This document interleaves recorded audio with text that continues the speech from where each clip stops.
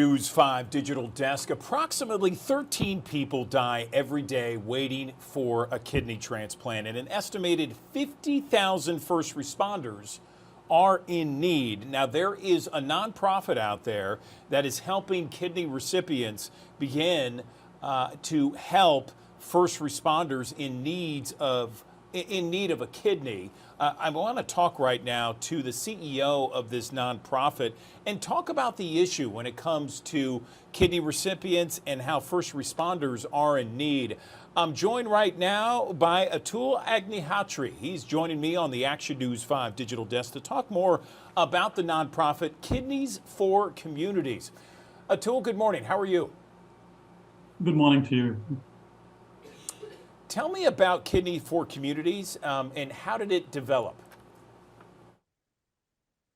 Well, I'm a kidney recipient myself. So, after I was lucky to find a kidney, I felt like, I needed to do something for others that are not as fortunate, which led to my engagement with Kidneys for Communities. Kidneys for Communities was formed in 2016. If you look at the historical data, 96% of people that have donated a kidney have donated one to someone that they either knew or have some sort of an identification with or have an affinity with.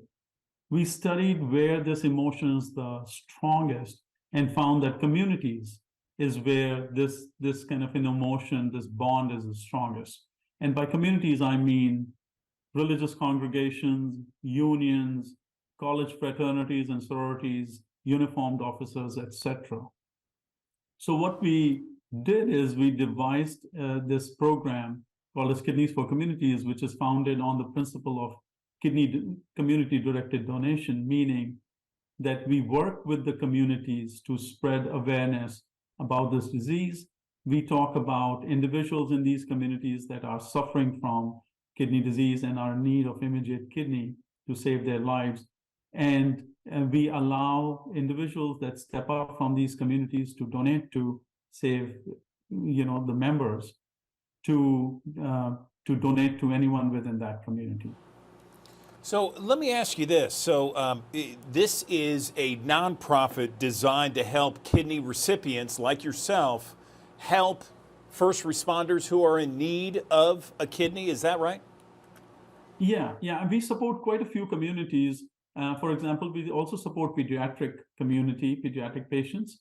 We also support farm and ranchers across the country. But the need for, the extent of kidney disease within the first responders is pretty extensive. There's about 10,000 first responders that are currently on dialysis or immediate need of a kidney.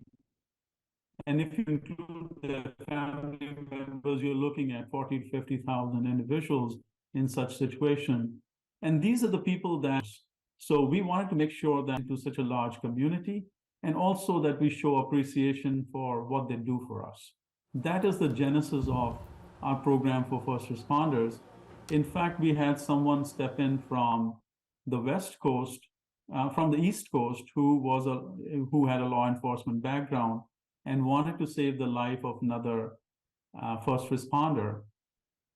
So that led to our collaboration with NYPD and New York City PBA, and leading to a transplant of a police officer.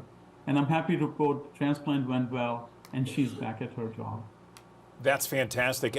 Something I'm reading from you and your organization is that an estimated 50,000 first responders are in need of a kidney transplant. Is that number 50,000? Are those first responders that are currently on the list right now for a kidney?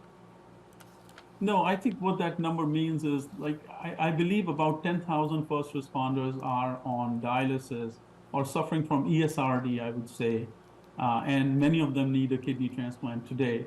If you take that number and use the statistics across their entire, set of families and retired officers and stuff, you'll find that number to be significantly higher, somewhere in the 40 to 50,000 people in that community suffering from ESRD or end-stage renal disease.